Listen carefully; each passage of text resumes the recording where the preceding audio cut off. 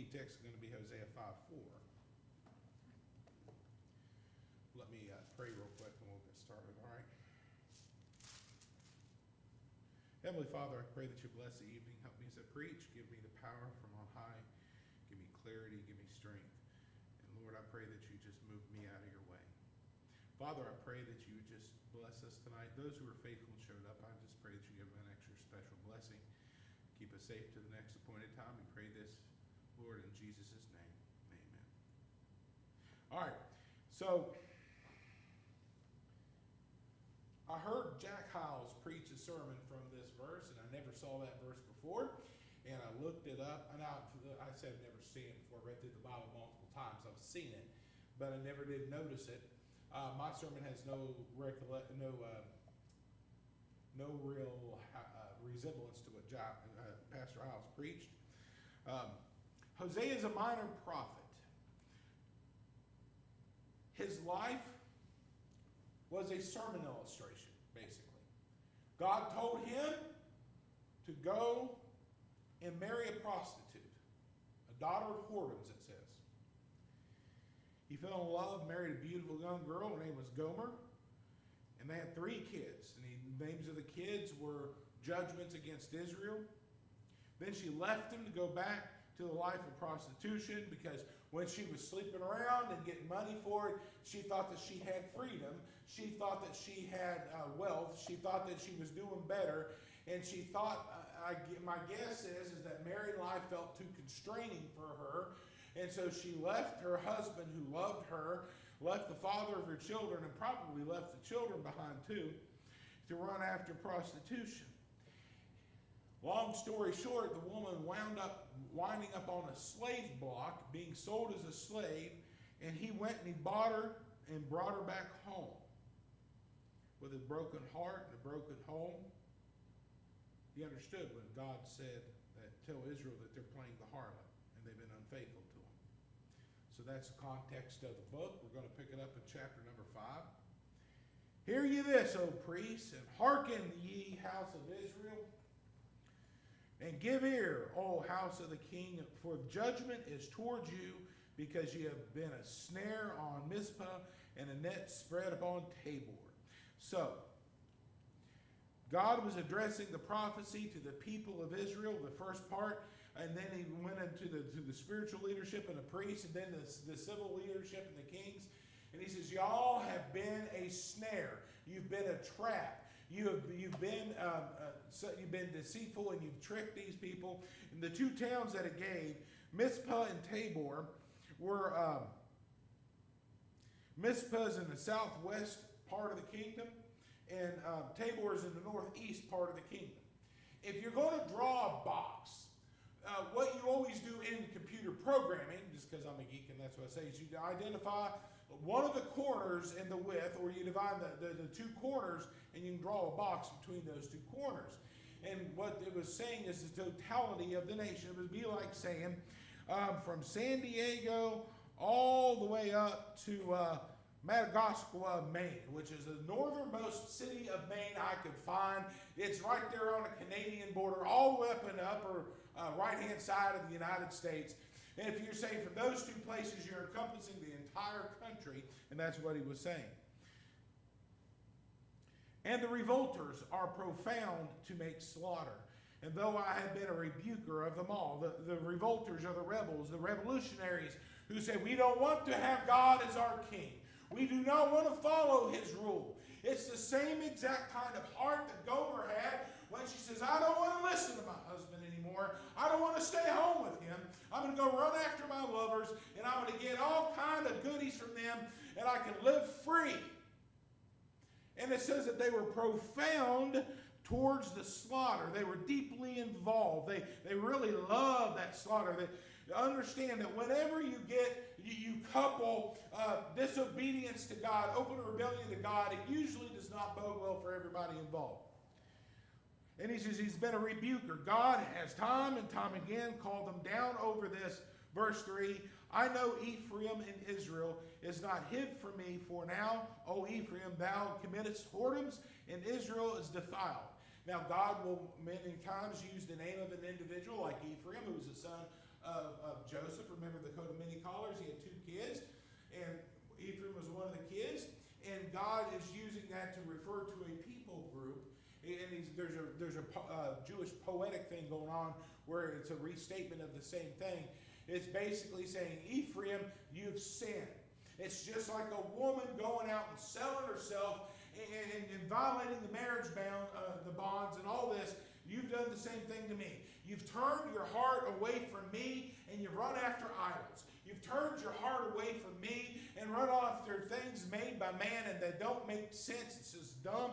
And you've done these things and you're defiled. You're made dirty. And look at verse 4. The Bible says, they will not frame their doings to turn unto their gods, for the spirit of whoredoms is in the midst of them, and they have not known the Lord. The word frame, the Modified King James Bible, defines it as manage, form, or conform. When I looked that up earlier, it says a frame is a boundary or border. It was talking about that they will not live within the boundaries that God set. They have an attitude of wanting to cheat on God. They don't know the Lord. They don't have anything to do with God. God is saying, you will not live within the boundaries that I set. In the rules that I made, you won't live there. And because of that, you don't know me, you don't know God, and your life, you're miserable, and there's going to be judgment. In verse 5, and the pride of Israel doth testify to his face, therefore shall Israel and Ephraim fall in their iniquity. Judah shall fall with them. Judah fell about 100 years after that Israel fell. What's saying here with the pride, Israel's pride and their idolatrous acts is like a witness in court against them. They're like, yeah, we've worshipped idols. Look at our great idols. And God's like, really? Really? You're my people. You're supposed to be worshiping me, not these fake idols that you carve out of dirt, carve out of rocks, and not the idols you sacrifice your children to.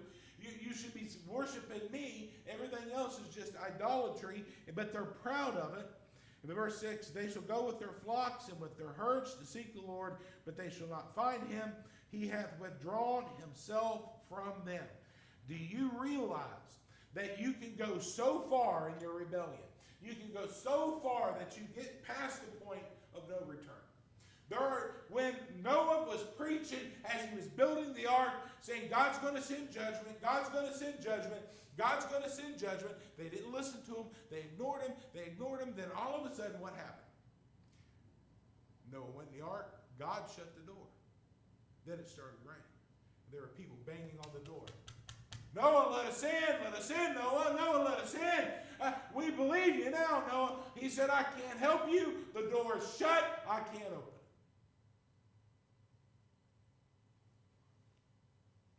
Children of Lot, the ones that didn't flee with him, the daughters that stayed with their husbands, who thought Lot was just mocking them. They ignored God until it was too late. What it was saying is these folks will go to God, and they're not serious. They go with God with their flocks and all this. When bad things start to happen, God will not hear them. Verse 7, they have dealt treacherously against the Lord, for they have begotten strange children. No, that's not strange as in weird. There's a lot of strange children in this world. I've seen a bunch of them. But that's not what they're talking about here. The strange children, and now shall a month devour them with their portions. What he's talking about with strange children, they were treacherous towards God. They were traitors with God. And when they had children, they did not raise their children up in the fear and admonition of God. And the children were estranged to God, is the way to put it. Imagine a man and wife has a kid, and the kid grows up and gets married, and let's say that he and his dad have a fight, and so the son won't let the grandparents see the babies. Those babies, although they're related, are now a stranger to the grandparents. That's what it's saying. Your kids are strangers to me. I don't know them, and they don't know me, because you didn't raise them in the fear. My greatest fear is that my children will abandon the Lord their God and go running after this world. My fear is that the little flashy things of this world that are so temporary and so unsatisfying, and they'll run after that only to find out, like the song I sang was, that sin will take you farther than you want to go, and it will fill you with pleasure and promises until it takes control, and then you're a slave. That's what happened to Gomer. She left and she wound up being a slave. So I want you to notice back in verse 4, it says, they will not frame their doings to turn to their God. The frame here means to regulate, to adjust, to shape, to conform, as to frame our lives according to the rules of the gospel. They refused to adjust their doings or the way they lived to please God. They did not regulate the way that they lived, and they refused for so long that it became impossible. It became impossible for them to turn to God. And we're going to talk about boundaries and limits and borders tonight, because that's exactly what that word there means. It means a boundary, a limit, or a border. They refuse to adjust themselves to God's ways. I want you to understand that God creates borders. He creates boundaries. He creates limits on us on what we can do. The first one you read about in the Bible, he put man in a garden, and he says you can do anything you want to. He had one rule, only one. He didn't say Adam and Eve could do anything they wanted to do. Nothing was wrong except for one thing, and one thing alone: don't eat of the tree of the knowledge of the good and evil. That was it. Only one. Does that seem so constraining to you? Does that seem like it's really hard for you to do? They had all the food they needed. They had all the shelter they needed. They had everything that they needed. And all of their needs were met, and they were happy and satisfied with what God gave them. But there was only one thing God said not to do: don't eat of that tree. And what did they do? They ate of the tree. God gives us boundaries. Benny, we're getting feedback. What do I do? Turn down the pulpit microphone. It's muted. All right, we're still getting it. All right, it's gotten a little bit better. Anyway, so don't worry about it. So the whole point of the thing is that they were in a garden. God gave them a boundary, and God is giving more boundaries, like the Ten Commandments, and He gave them all kind of other things for us to do. And a lot of times people will look at the boundaries that God gives them, and they say, God is trying to be a big old meanie. God's trying to rob me of my fun. God doesn't care who I am and how I'm built. Hey, maybe somebody says, I really like to get drunk. God's just trying to keep me from having fun. Or somebody says, I think I ought to be able to sleep with a whole bunch of women or a whole bunch of men. I just want to have fun, and God's trying to get in the way of my fun. Understand that most of the time, God gives boundaries for your safety. If I go up and I tell my kids, do not stick forks into electrical sockets, that does not mean I don't love them. It does not mean I'm trying to be mean to them. It means that doing so will hurt them. It will not do good for them. Does that make sense? All right. We are still getting some feedback, so hold on 1 second.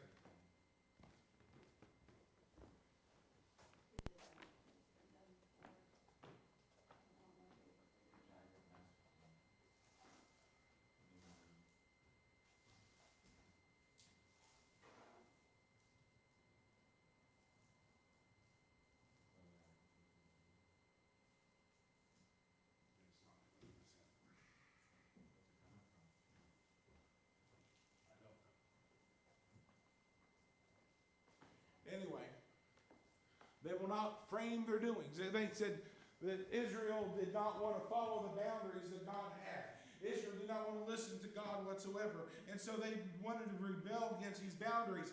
And most of these are for our good. You don't pet cobras, not because petting cobras, not because God's trying to, if we as parents tell our kids don't pet a poisonous snake, we don't do so because we want to keep them from having fun petting snakes, because they will bite you. If I say don't play in the interstate, it's not because I'm being a big meanie, it's because the interstate will hurt you. Do you realize most of the rules in this Bible, that where God says don't do this and don't do that, the vast majority of them are for your good. God establishes these boundaries for you. He says don't do these things because they'll hurt you. Just like, God created marriage. And between marriage, everything is fine. You go outside of marriage, there's going to be all kind of problems. These rules and limits are for your safety. And then there's other rules that are for other people's safety. Like, for instance, don't kill people. Well, it's not very safe to go killing people, right? It hurts other people. Stealing hurts other people. Beating people up hurts other people. God says don't do those things because it's for other safety. Don't take your dad's loaded gun and shoot your brother. If you were a parent, you would say that. And it's kind of obvious. So why would I even need to tell my kid that? Well, most of God's rules that he has, the boundaries he set up, are the same exact thing. God is saying, listen, you live inside of these rules, inside of this boundary line, and you will be healthy and happy, and you'll be safe. And you go outside of that, it's going to hurt you or hurt other people. And some of them are just about responsibility. I'm the head of my family. It is right for me to say, as for me and my house, we will serve the Lord. It is right for me to say we're going to be at church on Sunday morning, Sunday night, Wednesday night. It's right for me to be the authority in my home. It's not right for me to walk into Bobby's home and try to tell Bobby how to run his family because he's the authority of his. God sets boundaries and says, here's where things are. I have a wife, and I enjoy her company. I enjoy being with her, and there are a lot of things that we can share together, but there are things that she's my wife. My area of responsibility and freedom ends with her. I can't treat anybody else as if they're my wife. You might get shot. It goes back to being the safety thing. But you get what I'm trying to say. There are boundaries in God, the rules that God creates. Those boundaries that God creates, they're for your safety. It's for other people's safety. It's to define where your responsibilities are. I have a fence around my backyard. And that tells my neighbors where my yard is and where their yard is. And that way, I know what I need to mow, and they know what they need to mow. They know where my dogs know where they can run because I have a fence. Boundaries that God sets provides us areas of responsibility. I'm the pastor of this church. It is right for me to say this is what we ought to do, this is where we ought to go, and for me to lead this church. It ain't right for me to go to Brother Barkley's church and try to exercise authority over his because I've stepped outside of my boundaries and I've stepped inside of his boundaries. God sets boundaries and limits on our behavior, and the thing is sometimes they're contextual. If my son misbehaves, it's perfectly right and okay for me to swat his tail. It's not right for me to swat anybody else's tail, ain't my kid. I know that there's a temptation when you go through Walmart and you see these kids who look like they've been raised on a pig farm, and they're just as feral as those animals are, and they're running and screaming, rolling on the floor, and you want so bad to apply the Board of Education to the seat of knowledge, but they're not your kids. They're not your responsibility. They're outside of your boundaries. When you don't live within the boundaries that God created, there will be problems and pains, and eventually judgment will fall. If you don't, just ignoring God's judgment for a minute, if you pet a cobra, you're going to get bit. If you steal, you'll go to jail, unless you live in California. I just want you to think about how much pain and sorrow comes from people not living within the boundary.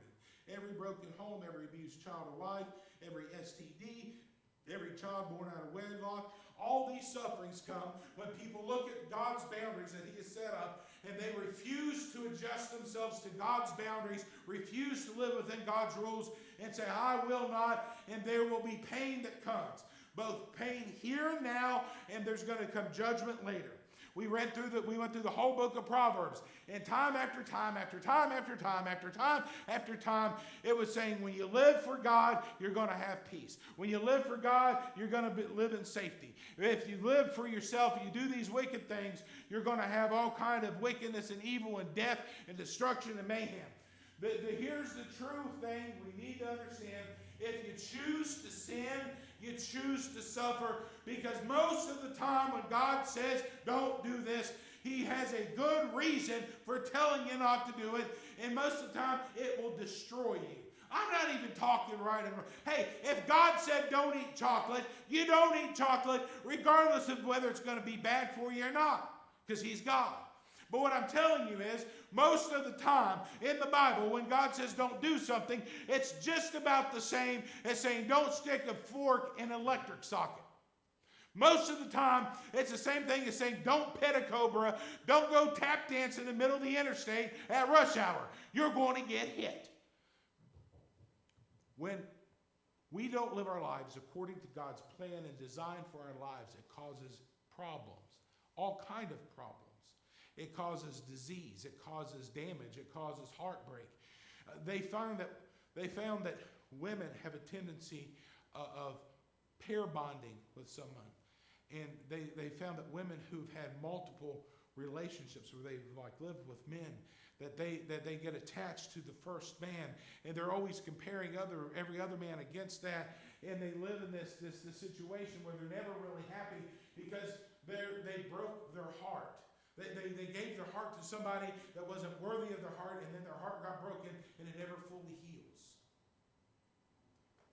God knew what He was doing when He designed us and gave us these rules.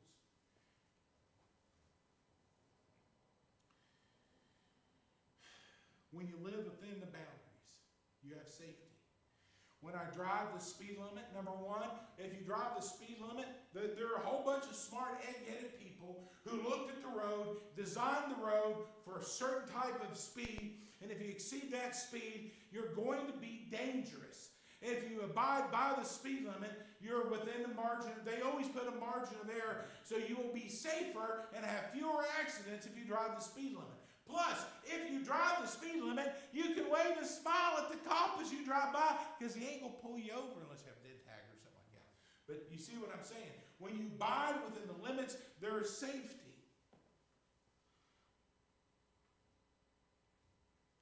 When I stay within the boundaries of my marriage, I don't have to worry about getting shot. I don't have to, well, maybe my wife, but she might shoot me, but I won't have to worry about an angry husband shooting me, or getting a disease, or having a kid with another woman, or destroying the trust of my life, or destroying my marriage, or all those other things that would happen if I violate that boundary. But within the boundary, there's safety, there's freedom, there is all these other, you are able to live with God, just like Adam and Eve in the garden. You have one thing, you can do everything else. Inside of the boundaries, you have safety and freedom and all this good stuff. Outside, you have pain and suffering and misery. You'll have peace. You know, serving God always is tied in with peace. Number one, you have peace with God. You'll know that you're living right and God's okay with you and everything is hunky-dory, okay, fine and dandy. And when you get outside of that, there's going to be enmity between you and God. And listen, it's not a comfortable place for a Christian to be. I want to point out to you that you have peace with man. When you live according to the Bible, if you live according to the fruits of the Spirit, love, joy, peace, patience, kindness, goodness, self-control, and what does it say? Against such there is no law. If you live your life according to the Bible, most people are not going to have a problem with you until you don't agree with some sin that they want you to agree with. But just how you live, you're going to have peace with men. If you're forgiving and kind and loving and all that, guess what? You're not going to have a whole lot of problems. Now, there's always problem people who understand that. But you also have peace with yourself. You ever violate God's law and know that you did, and you're sitting there and it just eats at you? That's what we're talking about there. You have freedom. The liberal always say, boundaries are evil, man. Throw off the chains. The hippie's like, dude, we just need to get away, man, from all the way the man's holding us down. We need to have freedom, man. What they were wanting is just the same thing Gomer wanted. I don't want these boundaries. I want to live without the boundaries. But boundaries were not there to enslave people, but to give them freedom and to peace and safety. And it's like if you go Yellowstone National Park, there are certain areas that have roped off, and they say don't go there because it's dangerous. They have guys who are shooting up 300-degree water that will turn you into a cooked turkey pretty quickly. But every year, they don't feed the bears because the bears might confuse you for a snack. There's a lot of different things that they have in that. And when people don't listen to that and they go outside of the boundaries, they wind up getting hurt. The world world today says throw off the boundaries, throw off any rules. No, we don't even want to acknowledge reality about what a boy and a girl is. Even Mr. Rogers knew what boys and girls were. The fact of the matter is there's no freedom in this. The druggie says, I want to be free to do my drugs until they're living in a cardboard box on the street.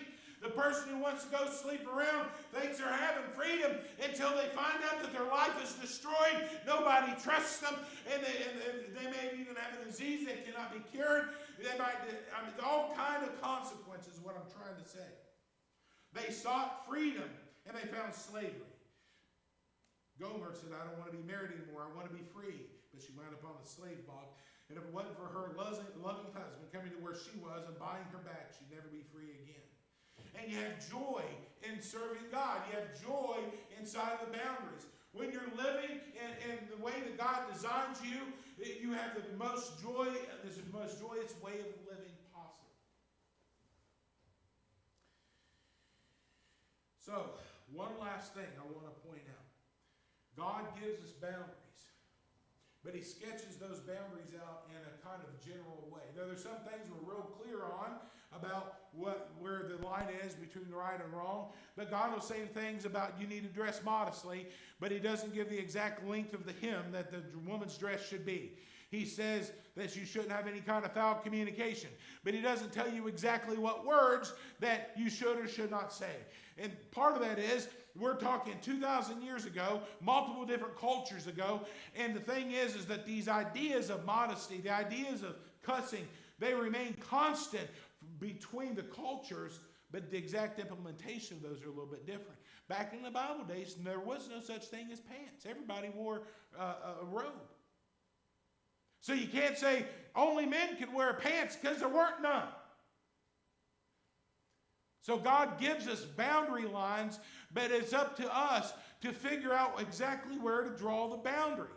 And what I'm saying is we read the Bible, see what God says, and say, how do I interpret this right now where I live? Not trying to say, where's the limit so I can get as close to the limit as I possibly can. Oh, no, brother, you need to go the other way. Guardrails are not set up to keep you from having fun, but to keep you from going over the hill. And it's a really good idea when you're on a steep mountain to drive as far away from the guardrail as possible so you don't go over the hill. Think about Daniel. Daniel, Shadrach, Meshach, and Abednego, they were brought in Babylon, and they were going to be given a portion of the king's meat. Daniel looked at that, and he thought, I don't know if this is kosher. I don't think that it's been prepared according to the way that God instructed us to prepare the meat. I think they might give me some pork one day. They might give me some shrimp another day. I can't eat that stuff and know that I'm not violating God's law. So I'm going to take one step away from it, and I'm going to say I'm just not going to eat any of this meat at all because I don't know whether or not it is going to violate God's law, and I'd rather be deprived just a little bit and be safely within the lines of God's boundaries. We all need to figure out where our limits are, and we need to define that. Remember we talked about this morning about how that we need to be convinced in our own mind about what is right and what is wrong, that we shouldn't violate our own conscience. Well, if you don't think about things, and you've never drawn the line, you won't have a conscience to violate. And if you've never thought about anything, the first time some yahoo comes along and tries to offer you something that's going to pull you away from God, you will not have enough sense to say, no, that's wrong. You might start having that little feeling in your belly like, this ain't right. But you won't have enough guts to stop it because you never did say, this is my limit, this is my line.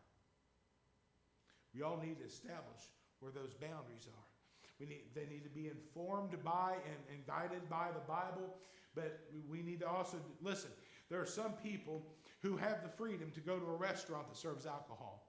If somebody was saved out of a bar scene, if they were an alcoholic and they can't be around that stuff, they may not have that liberty. And they may say, I can't go anywhere that serves alcohol whatsoever. There might be somebody who struggles with different types of sin, and maybe they can't go to a public beach where a whole bunch of women are walking around half naked. I defy anybody to debate me on the meaning of half naked. If your underwear covers up more of your body than your bathing suit does, you're by definition half naked. I'm just My point is that you also have to set the boundaries in accordance to who you are. You know what you're tempted with. You know where your weaknesses are. And if you're going to be wise, one thing you need to do is set your boundaries away from things that cause you problems. If you know that you're weak, if an army knows that they're weak in a certain area, that is where they're going to put their best defense, because that's the area they can't withstand as much, if you understand what I'm saying. Back in the days, they'd have a city wall, and once the city wall gets breached, the enemy could come in. So if you know the wall was weak in a certain area, you'd make sure you have a whole lot more troops there to defend that area, because that area is more susceptible to damage from the enemy.